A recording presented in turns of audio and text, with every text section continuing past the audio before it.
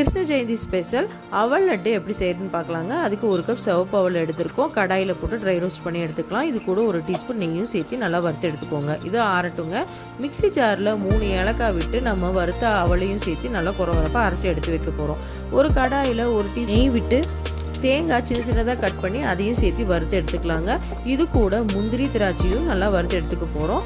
1 cup துருவன தேங்காவையும் நெய்யிலையும் நல்லா வறுத்து எடுத்து தனியாக வச்சிடலாங்க. 3/4 கப்பு வெல்லத்தையும் மிக்ஸி ஜாரில் போட்டு அரைச்சி எடுத்துக்கலாம். ஒரு பெரிய பவுலில் அரைச்ச அவல், அரைச்ச வெல்லம், நம்ம வறுத்தெடுத்து வச்சுருக்கிற தேங்காய் துருவல், தேங்காய், முந்திரி திராட்சையை சேர்த்திக்கலாங்க.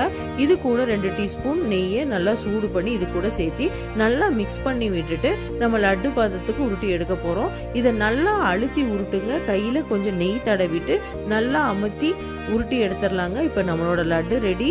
சூப்பராக இருக்கும். கண்டிப்பாக ட்ரை பண்ணி பாருங்கள். பிடிச்சதா லைக் பண்ணுங்கள், ஷேர் பண்ணுங்கள், சப்ஸ்கிரைப் பண்ணுங்கள். தேங்க்ஸ் ஃபார் வாட்சிங். ஹாப்பி